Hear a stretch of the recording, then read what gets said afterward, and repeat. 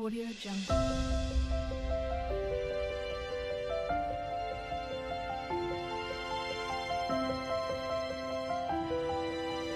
Audio Jungle. Hi అండి, అందరికీ నమస్తే. నేను మీ Harsha. Welcome to my channel Hanshunishka Stocks. ఈరోజు వీడియోలో మా పాపదైతే 6 months కంప్లీట్ అయిపోయినాయి.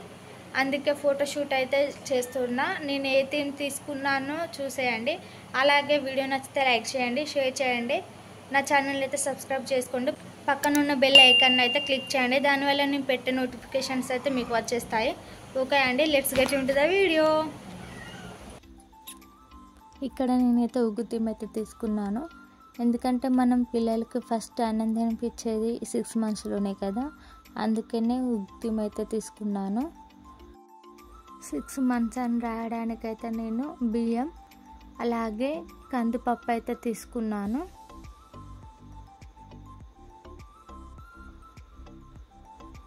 బియ్యంతో 6 అని రాసి కందిపప్పుతో మంత్స్ అని రాసా.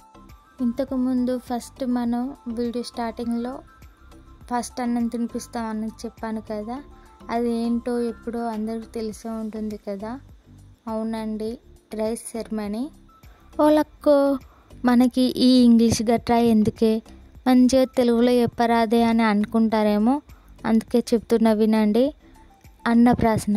అవునండి, అన్నప్రాసన ఎప్పుడు చేస్తారో తెలుసుగా, 6 months 6 daysకి అయితే చేస్తారు. నేను కూడా నిష్క పాప అన్నప్రాసన వీడియో అయితే పెట్టాను, ఛానల్లో ఉంది, వెళ్ళి చూడండి. అవునండి, మీరు కూడా ఇలా నాలాగా బియ్యంతో పప్పుతో ఇలా రాయడానికి యూజ్ చేస్తున్నారా? నాకు తెలిసి అయితే నాలాగే 90% మంది కూడా ఇలాగే పప్పుతోటి బియ్యంతోటి రాస్తూ ఉంటారు. మరి వాటిని ఏం చేస్తున్నారు? వట్టిగా పారబోస్తున్నారా? లేదంటే మన పల్లెటూరులో అయితే కోళ్ళు బళ్ళు ఉంటాయి కదా, వాటికైతే పెడుతూ ఉంటాం. ఇక నుంచి అలా కూడా పెట్టనవసరం లేదండి, వాటిని మనమే వండుకొని తినచ్చు. ఏంటి, ఇలా యూజ్ చేసిన బియ్యం పప్పు వండుకొని తినాలా? మళ్ళీ పిల్లలు దాంట్లో బొర్రుతారు, వాటిని వండుకొని తినాలా? చీ అనుకుంటే మాత్రం తప్పు. ఎందుకంటే ఒక రైతు బిడ్డగా అన్నం విలువ ఏంటో నాకు తెలుసు. అన్నం పరబ్రహ్మ స్వరూపం అంటారు కదా, అందుకే వాటిని అయితే పరవేయకూడదు. మనం ఇలాగ కింద క్లాత్ వేస్తాం కదా, క్లాత్లో ఉన్న వాటిని ఒక గిన్నెలో ఎత్తుకొని మంచిగా చాటతో చెరుక్కొని ఒక 2-3 times వాటర్తో కడుక్కొని కిచిడి చేసుకుంటే సరిపోతుంది. మనం పిల్లలకి డైపర్ వేసే రెడీ చేస్తాం కదా అండి, కిచిడి చేసినా కూడా బియ్యం అలాగే పప్పు ఎలాగో కలుపుకోవాల్సిందే కదా. అదే ఇప్పుడు చేసినాం అనుకోండి, ఇలా ఒక పూట కర్రీ వండాల్సిన అవసరం లేదు. అలాగే వాటిని వేస్ట్ చేయకుండా ఉండొచ్చు. అలాగే పిల్లలు కూడా చాలా ఇష్టంగా తింటారు కదా కిచిడిని. ఇలా చేసి పెడితే సరిపోతుంది. ఇది కదా అండి మన మిడిల్ క్లాస్ వాళ్ళకు ఉండే మైండ్ సెట్. వేటిని వృధా చేయొద్దు, ఆ పారేసే వాటితోటి కూడా ఏదో ఒక యూస్ ఉంటుంది అనుకునే మెంటాలిటీ మనది. ఇక నేను ఇక్కడ రాస్తూ ఉంటే మధ్యలో హన్షు పిల్లిలో వచ్చి అయితే బాగా సతాయిస్తుండు నన్ను. వాడిని కంట్రోల్ చేయడం అయితే నా వల్ల కాలేదు, బాగా అల్లరి చేస్తుండు ఈ మధ్య. ఇక నేను ముందుగానే ఉగ్గు కావాల్సిన ఐటమ్స్ అయితే ఇలా చిన్న చిన్న బౌల్స్లో వేసి రెడీ చేసి పెట్టుకున్నా. ఇలా సైడ్కి అయితే ఇలా డెకరేట్ చేద్దామని ఇలా అరేంజ్ చేసుకున్నాను. ఇక్కడ ఉగ్గుకు కావాల్సిన ఐటమ్స్ ఏమేమి పెట్టానో చూసేద్దామా.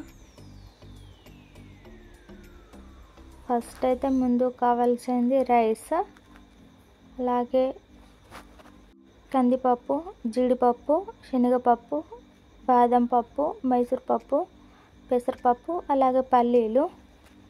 ఇక్కడ ఏమేమి ఐటమ్స్ మిస్ అయ్యో కామెంట్ చేయండి.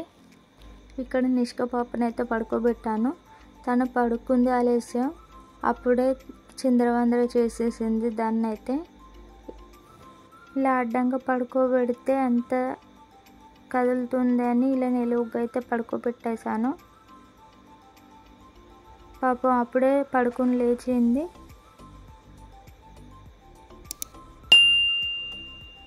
చేతికైతే ఒక కేబుల్ అయితే ఇచ్చాను ఆడుకోమని.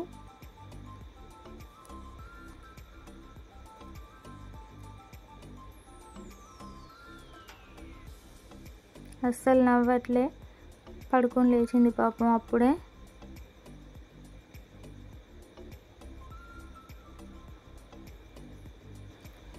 ఇచ్చిన వైర్ కేబుల్ అయితే నోట్లో పెట్టేసుకుంటుందని తీసేసాను.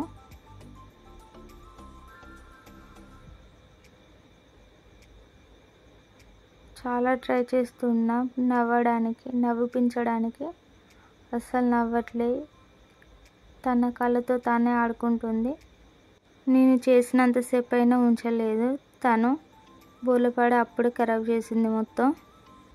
ఓకే అండి, ఉగ్గు ఎలా రెడీ చేయాలో నెక్స్ట్ వీడియోలో అయితే అప్లోడ్ చేస్తాను. మనం బయట కొనుక్కునే సెర్లాక్ కాకుంటే ఇంట్లోనే ఇలా రెడీ చేసుకొని పెట్టుకుంటే పిల్లలు హెల్తీగా ఉంటారు. హన్షుకు కూడా నేను ఇంట్లోనే రెడీ చేసి పెట్టాను. బయట కొనే వాటిలో ఏమేమి కెమికల్స్ కలుపుతారో మనకు తెలియదు కదా. ఓకే అండి, వీడియో నచ్చితే లైక్ చేయండి, షేర్ చేయండి, అలాగే నా ఛానల్ని అయితే సబ్స్క్రైబ్ చేసుకోండి. Thanks for watching.